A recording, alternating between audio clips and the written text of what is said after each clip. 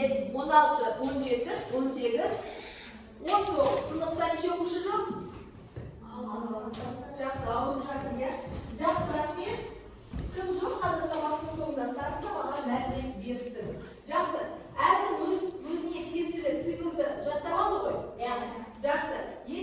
Ендеше бұл бір өздеріне тиесілі сандар болады. Енді тағы бір санаймыз. Не үшін жазып ал деді? 1, 2, 3. 1, 2, үшінші. Бірінші, екінші, үшінші. Бірінші, екінші, үшінші. Бірінші, екінші, үшінші. Бірінші, екінші, үшінші, бірінші. Бұны жазып қажет емес. Естеріңізде сақтасаңыздар болғаны. Бірінші нөмірлі білім тобы мұнда келіңіздер. Екінші нөмірлі ғылым тобы мұнда келеміз. Үшінші топ өнер тобы мұнда келеміз. Жылдам құқық жабдықтарымызды аламыз да орналасамыз. Жылдамалардай. Тамаша, орналасып алайық. Жылдам. Ай, бұл неге отырасыз? Ада отырасыз. Сіз Әлімжан едіңіз ғой.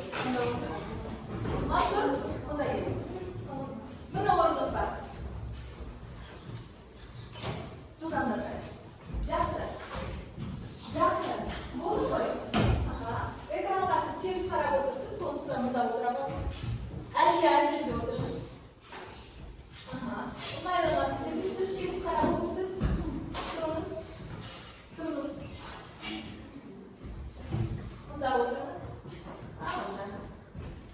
Амаша. Кішкене жылжимыз ғой, иә? Жылжи ғой.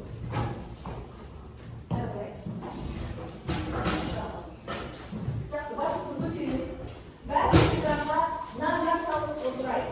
Қазір сіздер бұл мультфильм жасанды интеллект арқылы жасалған Әлімжан тыңдаймыз, экранға қараймыз, барынша белсенді боламыз. Мультфильмге назар салып, сүзгіден өткізулеріңіз керек. Мұғалім қазір қандай сұрақ қоюы мүмкін?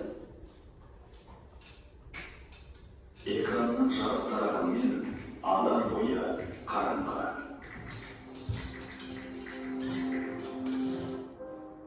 Неге бәрі бар, бірақ жылу жоқ? Неге бәрі білсе де ойланбайды? Ойлама, көре бер. Уақыт өткіз.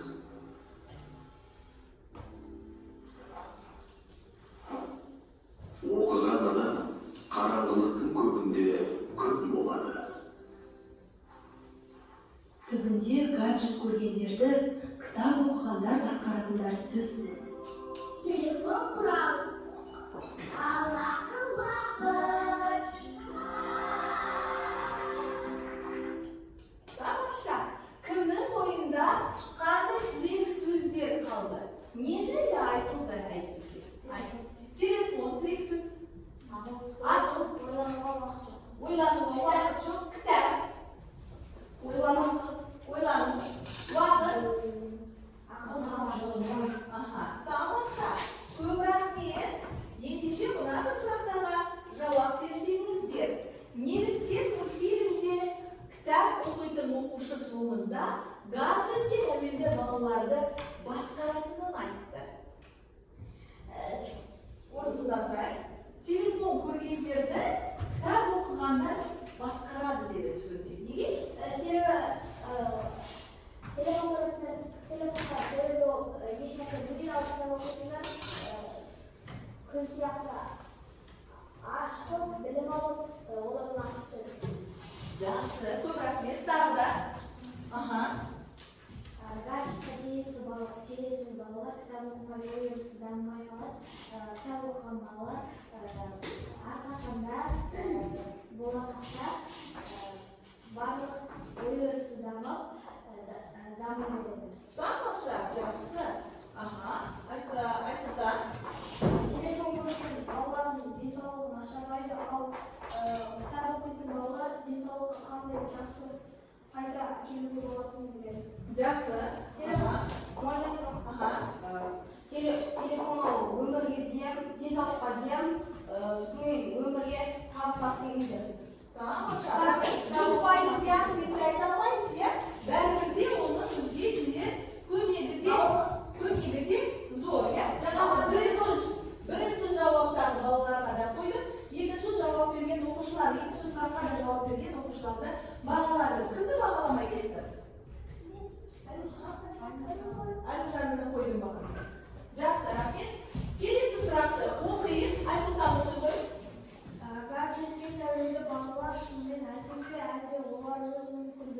дұрыс қолдана алмай жүрмін. Дұрыс айтасыз. Шынымен де гаджетке тәуелді балалар әлсіз бе? Әлде өз мүмкіндіктерін пайдалана алмай жүр ме?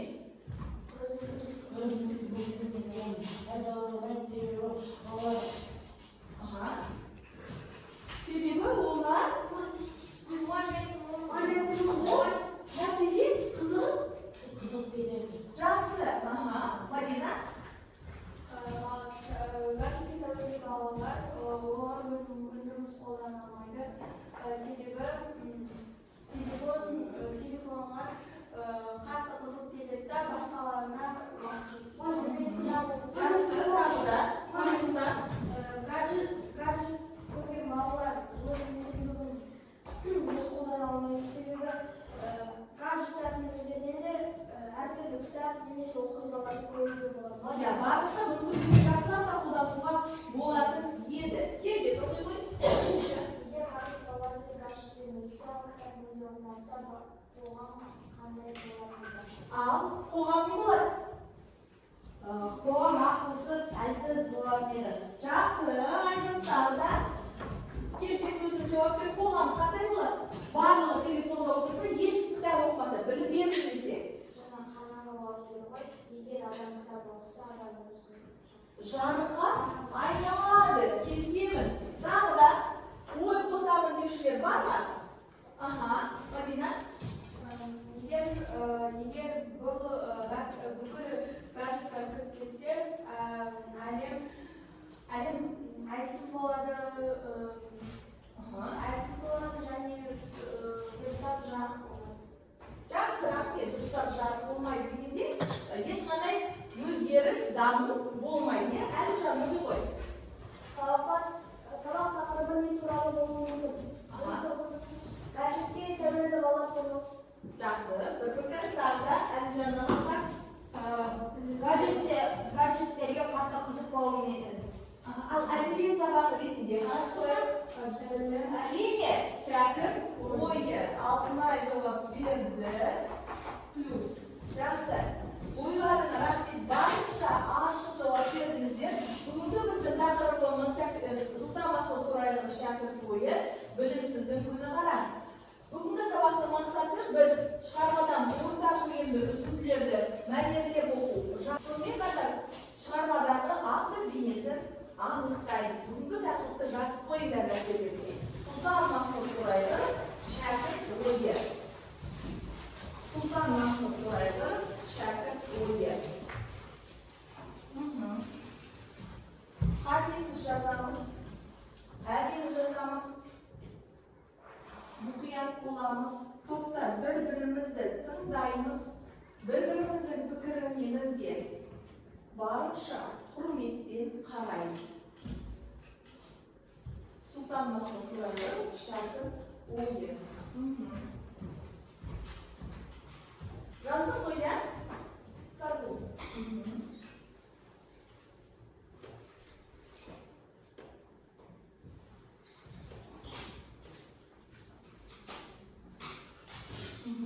Бұл кім?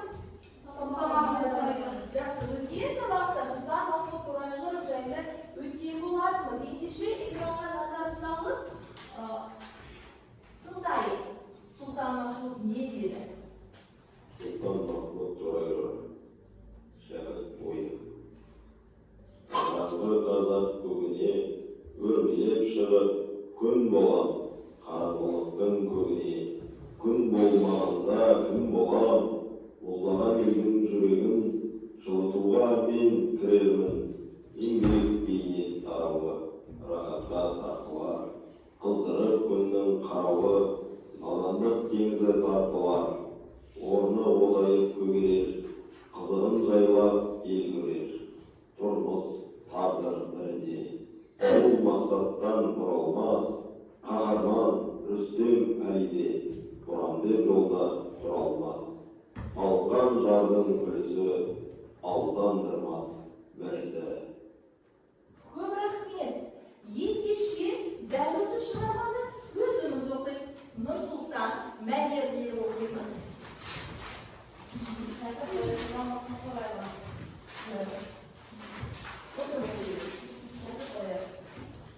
Қараңғы көбіне өзіне күн болады. Қараңғылықтың кезіне күн болмағанда күн болады. Көбіне қараңғылықтың кезіне күн болмағанда күн болады. Мұздаған елдің жүрегін жылытуға мен кіремін. Еңбек, бейнет тарауы рахатқа сарқылар. Қыздырып күннің қарауы адамның теңізі тартылады. Орны ортайып көгерер, қыздығын жайлап ел көрер. Тұрмыс тағдыр бірі де бұл мақсаттан тұра алмас. Қаһарман Рүстем Әли де орам деп жолда тұра алмас.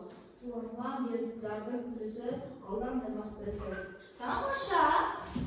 Тоғжан. Оқи қой. Отыр оқиды. Қаттырақ. Қараңғы қазақ көбіне өрмелеп шығып күн болады. Қараңғы күн кезіне күн болмағанда күн болады. Мұздаған елдің жүрегін жылытуға мен күйемін. Еңбек бейнет тарауы рахатқа сарқылар. Қыздырып күннің қарауы жайдан үлкен теңізі тартылар. Орны ортайып көгерер, қыздығын жайлап ел көрер. Тұрмыс тағдыр бірі де болмаса мақсаттан бұра алмас. Қаһарман Рүстем Әли де Бұрам деп жолда тұра алмас. Салаған жырдың күресі алдандырмас бірісі. Жақсы. Үйде кітап оқу керек. Саида, оқи қой. Қараңғы қазақ көгіне өрмелеп шығып күн болады. Қараңғылықтың кезіне күн болмағанда күн болады. Мұздаған елдің жүрегін жылытуға мен кіремін. Еңбек бейнет тарауы рахатқа сарқылар. Қыздырып күннің қарауы жадандықтың. Рахмет. Сонымен, құрметті оқушылар, шәкірт ойы өлеңінде Сұлтан Махмұд Торайғыров кім болам дейді? Күн болам дейді. Не үшін кім болам дейді? Мұздаған елдің жүрегін Қараңғылықты, надандықты, білімсіздікті жою үшін көз болам дейді. Ендеше бірінші тапсырма. Білім тобы өлеңдегі күн болу, ғылым тобы қараңғылық, өнер тобы мұздаған ел жүрегі образдары арқылы автордың өз бейнесін қалай көрсеткенін айтасыздар. Яғни, білім тобы күн болу деген сөзді талдаймыз, ғылым тобы қараңғылық дегенді талдаймыз, өнер тобы мұздаған ел жүрегі деген образдарды талдаймыз. Ол үшін не істейміз? Скриптті ғана жасалайық. Автор бейнесін дұрыс ашсаңда бір ұпай берем, ойын сауатты жеткізсеңіздер ойларыңызды тағы бір ұпай берем. Түсінікті ме? Жақсы. Ендеше тапсырманы орындауға мен 3 минут уақыт беремін. Мына постерға жазамыз. Сіздер өнер тобы сөздеріңіз қандай? Мұздаған ел жүрегі. Білім тобы сіздердің сөздеріңіз күн болу, ал ғылым тобы сіздердің сөздеріңіз қараңғылық. Яғни осы сөздерде тыңдап алайық, шәкірт ойы өлеңіндегі басты кейіпкер ол автор. Ол өзі күн болады. Қараңғылықты жоямын, мұздаған ет жүректі дейді. Жүрегіміз еттен, қызыл ет үлгілеп тұрады. Сол мұздап кеткен дейді. Мұздау деген оқымайды, тоқымайды, дамыған елдерге қарамайды, сол заман. Ол оқы деп шақырып жатыр ғой. Сол мұздаған ет жүректі мұзын жігітемін дейді. Сонда автор өлең жолдарында оны қалай берген, оның бейнесі қалай ашылып тұр, соған жауап береміз. Жаза қойыңдар. Уақыт кетті. Қазір уақыт берейін.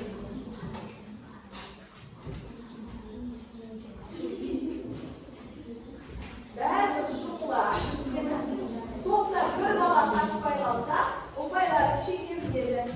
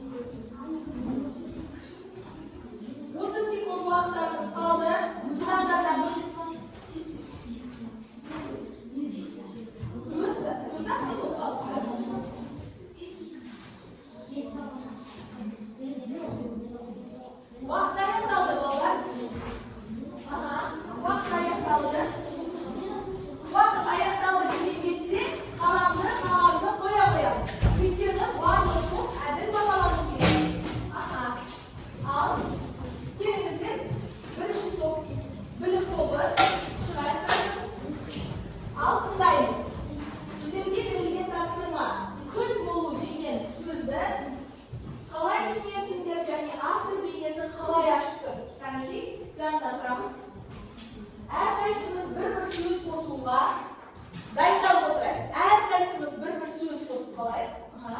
Sultan Mahmud To'rayev kim bo'ladi degan so'zni qalay tushunishadi? Sizlar qalay o'ylaysizlar? Biz o'z to'g'ridan kim bo'lu degani qalay tushunganimizda yo'q. After kun bo'lib qaramlikda bilislikda navbatda o'zini jo'qsa keladi. Tomosha, biz aktyorning so'zini o'qib tushundim. Telefonda to'g'riga bo'lmaydi. Al gadjet ya'ni telefonga qaraydigan odamlar umr bo'yi o'smaydi. Qaramlikda Bu жарық береді. Тамаша, күннің шуағы гүлді де өсіреді, жарық сәуле де береді. Айбын. Кері байланыс берейікші. Ал қосанарың бар ма? Қалай қорғады? Саида? Кім айтады дейді? Суретті жақсы салыпты тағы да? Арқаса көрмей қалсын, жауып тұрсыз балаларды. Әрқайсыңыз. Ашып айтты, я тамаша. Бір қошемен. Отырайық. Жақсы, тағы да. Сауатты, жазған. Және аты бейнесін ашып тұр. Бұл топтың әр оқушысына 2 ұпайдан береміз. Жақсы, ғылым тобына балалар қарағылық деген сөзді талдау бұйырыпты. Бері қарай келе қойыңыздар. Қарағылық деген сөзді талдау. Жоқтым.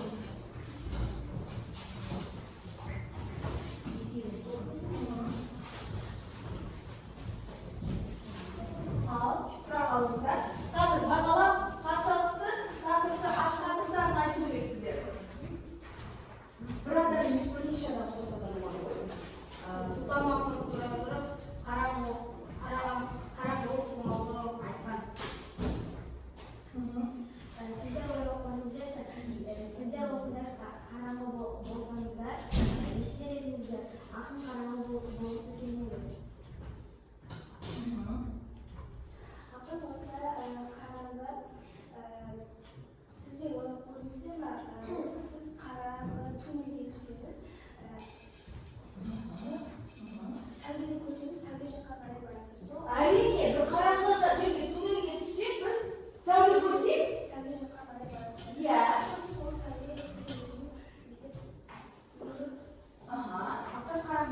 Автор қараңғылыққа бармай, күн болып өзінің еліне күнді шашқысы келді. жарық бергісі келді, иә. Айта ғой. Sultan Mahmud To'rayev gadjetке тәуелді адамдардың жарыққа білімге ташқысы келді. Шақыратында, бұл заманда гаджет болған жоқ. Бірақ оқымаған адамдар бар еді, иә? Ал қосаларың бар ма, Айзерім? Тағы да? Ол өзі қараңғы болмай, барлық елде бірге жарық етуге тырысты. Автор бейнесі осылай көрініп ме, Айзерім? Күн болуымен, көрінді. Жақсы, рахмет. Кәмеке? Қате жоқ. Жақсы, рахмет. Ал, екінші топ қалай ашықты? Яғни, ғылым тобы. Кем байланыс беріңіздер, шәмшікті? Бәрі жақсы болды, күн жақсы түсінді. Әсіресе қараңғы түнерге түскен кезде жарық сәуленің соңынан жүре беретінімізді ашығандардан, бұл топта да қате жоқ, сондықтан 2 ұпай беремін. Отырамыз. Өнер тобышысы.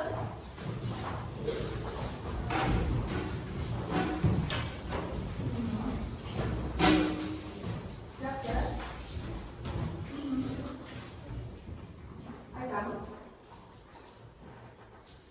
Жүрек мұз болса, ешкім оқымайды. Жүрек мұз болса, ешкім оқығанын тоқымайды дейді. Қандай келелі ой? Тағы да? Қаттырақ. Ya. Mustafa Cüret'e sözün Bir jiletga bir jiletkisi geldi. Ya, qaray. Qatib qolgan Cüret'ni kitobga bilimli aqlaqisi keldi. Tomosha. Telefonda ko'p qarar bermasin. Ya, hozirgi zamonga qarasa telefonga ko'p qaramay boshladi. Alqosalarim bormi bolalar?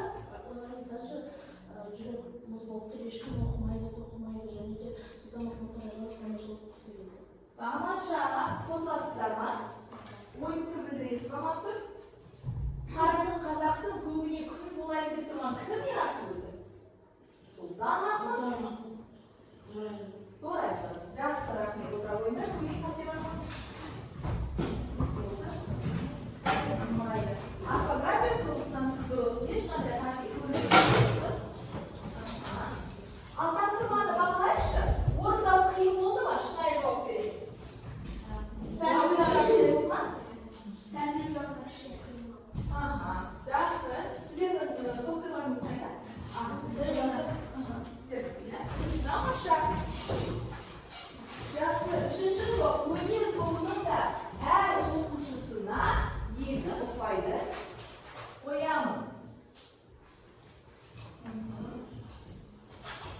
Bu bizning kurslarimiz, so'nggidan kursi. Tomosha, nemishi?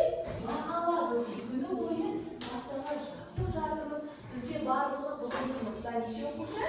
19 o'quvchi. Yaxshi. Birinchi nomerli o'quvchi siz hozir 7 o'qiy oldingiz, yana taxtada o'qiyingiz bormi? Kim birinchi nomerli o'quvchi o'rnidan tursin? Bormi, yerda necha plyusim bor? Aha, 3 o'qiy oldingiz. 7 o'quvchida turamiz. Aha, aytdim, ishi bor. Hozir 7 Tomosha, 3-chi nomerda aytsalar, anaqa turib turma? Sonda olib qo'ya. Barlig'i. Ha, yaxshi. 4-chi nomerda tezetik. Janaqa qo'zg'olonlarga taxtada yo'q. Yaxshi. Davomda 5-chi nomerda Tomosha, 6-chi nomerda barlig'i 3. 7-chi nomerda barlig'i 7-chi nomerda aha, aybar. Aha, aybar. Shu, qattiqroq so'ylaymiz. Aha, 8-chi. 2. Javobini so'radimi ham? Aha, 9-chi nomerda. Kim? 9-chi nomer bo'lgan kim edi? Yaxshi, jarang. 1-chi nomerda nima edi o'zi? Mansur. Sizning nomeringiz qanday? Avstriya hozir 2 oldingiz, ya? Mansur 2 oldingmi? Yaxshi. 10-chi nomerda. Aha. Javob shu. Yaxshi, chavdagi Mansur nomer ostiga 10-chi nomerda kim? Yarasi.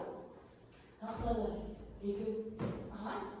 Jana javob berdi, ya. Yaxshi. 12-chi nomerda 12-chi nomerda jazvotingizdan o'qiyapman. Aha. Yaxshi. 13-chi nomer. Aha. 14-chi nomer. Aha. 15-chi nomer. Aha. 16-chi nomer. 3, 4. 17-chi nomer. Aha. 18-chi nomer. Kim? 2. Kelbetsizchi nomer. Aha. 2, 3. Bo'ldimi? Yaxshi. Bor qo'ya. Bo'ldi, barimiz bag'olatib. Yaxshi. Adil bo'lib bag'amiz. Yaxshi. 7 shaxsga ketdi. Avtor pozitsiyasini solishtiramiz. Barliqqa birdek taqsimma berilibdi. Birinchi avtor pozitsiyasini durust aniqlasangizlar 1 pay, fikrni o'lim yo'lмен dalillasangizlar tag'i 1 pay, avtor belgisini жалпы xalqning dengiga tushundira olsangizlar 1 pay. Жалпы xalqning dengi deganimiz ne? Mana tekisiga qaraysiz, jeki adamning taqdirini aytib o'tirman. Sulton Mahmud әлде тұтас xalqning taqdirini belgilab o'tirman. Qay yerga u jeki xalqning, jeki adamning taqdirini aytib o'tirdi. Qay yerga u тұтас xalqning taqdirini aytib o'tirdi. Mana, men qaraysiz biladim. Jeki adamning taqdiri u o'zi.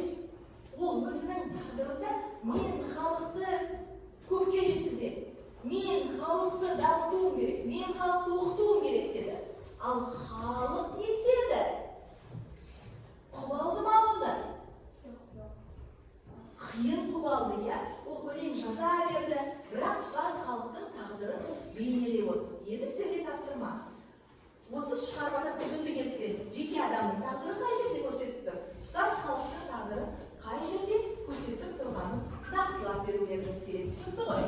Yaxshi. Majaqqa qo'yamiz. Bu taqsimlarni o'rinlovlarga 3 minut vaqt beriladi. Barimiz natsiyasiga Aslidan qatsamiz sizlarni jiddiy odamning taqdiri qanchalik o'zgardi? Ba'zi xalqning taqdiri qanchalik o'zgardi? Xususan aytasiz, to'xtab bor kishisi qattiq.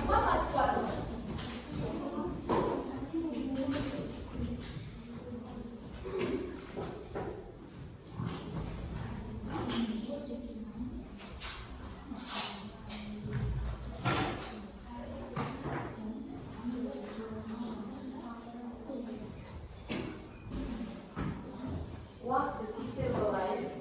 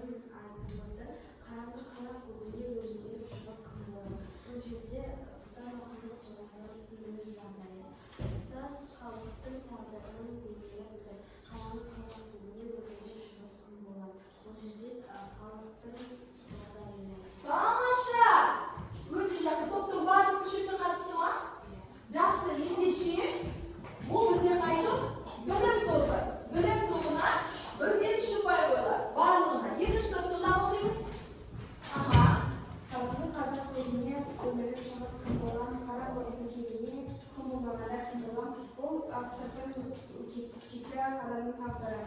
Aha. Aha. Ona tarik kudiye kiri jaga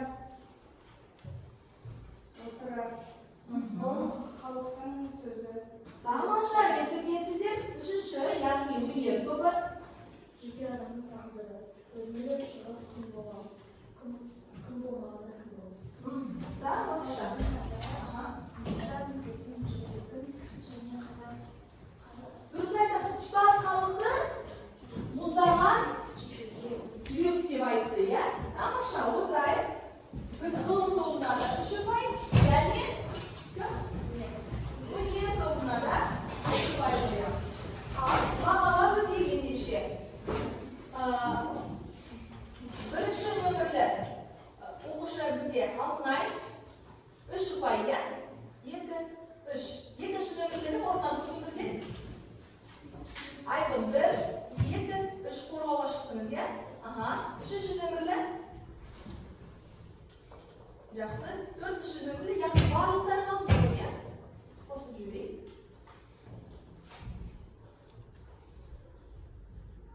Tamosha. Bariqlardan qo'ydim. Жаңа qo'rg'agan o'qishlar kim? Neshinchi nomersizda? Aytib, nomerlarni aytib-chi. 12, yaxshi, tag'i 18, tag'ida 14, tag'ida 4, 5, 15, tag'ida 8, tag'ida bo'lgan. Yaxshi, Aziz kimdir? 13. Aytmayman bolalarman, nomerlar aytmayman. Mansur neshinchi nomer? 9. Yaxshi. Yaxshi, kelesi tavsiyalarga qaray o'ysang, bu yerga sizlar o'tiramiz, o'lingdagi faktni durust aniqlaymiz, ideyani durust aytamiz, harakatni durust topamiz, ya'ni problemani so'rab qo'yamiz. Fakt bu yerda barini Sultan Mahmud To'rayevlar bu taqsimotni qilay o'rnatdi. Misoli, fakt bugungi sabaqqa qatnashib o'tirgan Altnay.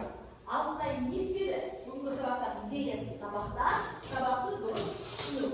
Harakati, qiladi, söyledi, degan siyaqti so'rab, Altnay durust yaxshi baholanma degan siyaqti. Biroq bu sizlar Sulton Mahmud To'rayevlarga qatnashib o'rnaysizlar. Boshladi. Bu yerda jeki shumuz bolalar har kim o'zi jeki o'rindaydi, daftarga yozamiz. Bundan qo'yib qo'yishimiz kerak bo'ladi. Jeki yozamiz, daftarga. Politik tavsiyalar bo'lishmaydi. Avval qanday kerak bo'ladi? O'rindovga 3 minut vaqt ketdi.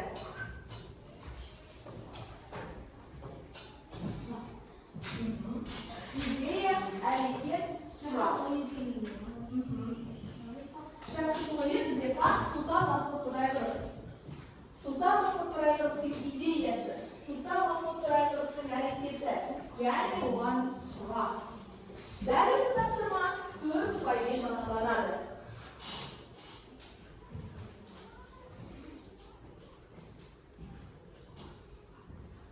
Tutamda ideya, fakt, harakat, surat.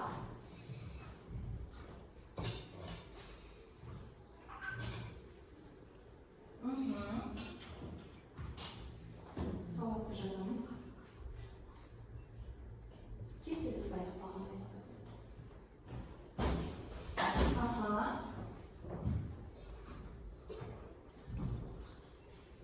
Barma.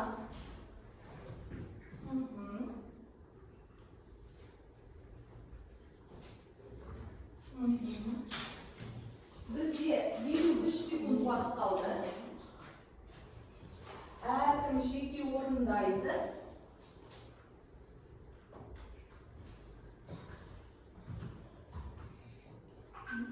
O'ttiz sekund vaqtlarimiz qoldi. Jinoq olamiz.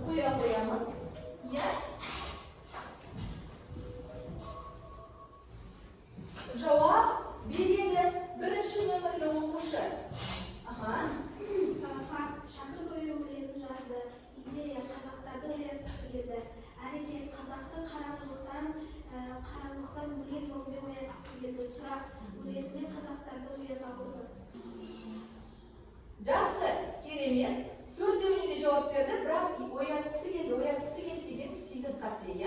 So'g'an men bersangizga 410 ya. Jasa o'y. Kelesi o'qishlar tinglab o'tib, nechta sizlarga? 17 nomer aytaman. Fakt o'yin yerdasida ideya o'yin yerdasi xalqni jarqqa taqsi keldi. Harakat o'z xalqni bilimda yo'llantiradi. Israr qo'l Artık kalan yürekte cübük aldığına. O sınmaz hareketli girdiğin gezdiği tutarmaklık ne istedi? Sonra жазу керек. Жақсы, рахмет, алғышы нөмірді оқушы. Sultan Mahmut Toraylar болашаққа өлең жазып берді. Sultan Mahmut Torayların идеясы газетке тәуелді мәдәуи шуағымен білімге шақыру. Ол шәкірт ойы деген өлең жазып қалдырды. Ол өлеңде Sultan Mahmut Torayların шығармаларын оқитын адамдар бар ма? Жақсы, көп рахмет. 17 оқушы кім еді? Sultan Mahmut Toraylar ideя қараңғылыққа қалдырмау, әрекет адамдарды білімге тарту, сұрақ адамдарды жарық қылдырып күн қылдырмау. Жақсы, көп рахмет. Отырамыз. Ендеше балалар, бүгін біз мен түсіндік. Соны сіздер шәкірт ойы өлеңін жаттау арқылы білдіргендеріңді қалаймын. Үй тапсырмасы түсінікті ма? Жақсы, ендеше рефлексияға назар салсақ. Жеті қазына бізде ер жігіт, су әйел, құмай қазы, бүркіт, берен оты, және білім. Осы жерде ер жігітті таңдайтындар тұрыңдаршы. Ер жігіт деген суретті таңдайтындар бар ма? Тезетейін граммадан, я? Неге топтасып жауап берейік? Енді саған сұрақ, мен бүгін ойымды нақты жеткізе алдым, немесе кей тапсырмаларға ойланып үлгермедім. Қайсысын таңдайсың? Тамаша. Жақсы. Ал қыз баланы таңдайтындар топтасып тұрайық. Так. Мен бүгін сабақта қомақты ой түйдім деп, ал кейбір тапсырмаларды орындауға қиналдым. Қайсысын таңдаймыз? Ал қызылды таңдайтындар бар ма? 1, 2, 3, 4, 5, 6, 7, 8. Бар ма қызыл таңдағандар? Қызыл түс, жасыл түс айтып отырыңдар. Так, 8 бала, я? Жақсы. Ал шоқталacağlar айтыңдар, тұрыңдар. Қызыл түс, жасыл түс. Жасыл түс, мен бүгін көркем жазу оқимын. Нешеденім? Кейбір тапсырмаларды оқыпсыз орындадым. Жасыл түс, 1, 2, 3, 4. Қызыл таңдағандар. Жоқта? Өтірік айтпаймыз. Қызыл таңдап жатыр, я. 1, 2, 3, 4, 5. Бірінші, 6, 7. Жақсы. Рахмет. Ал таңдаған балалар. Тазының таңдайтындар бар ма?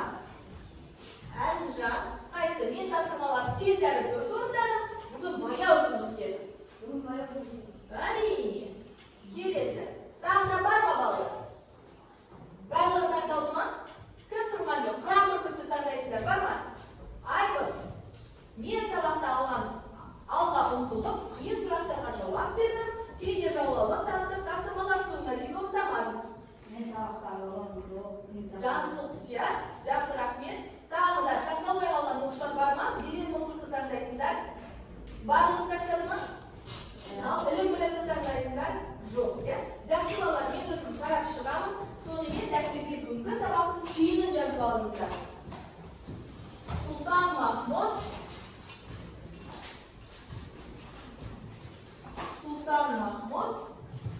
қараңғыдағы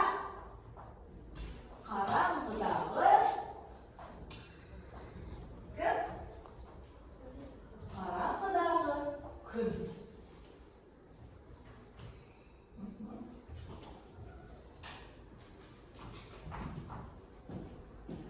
Sultan Mahmut қараңғыдағы күн. Бәріміз бірге оқиық. Sultan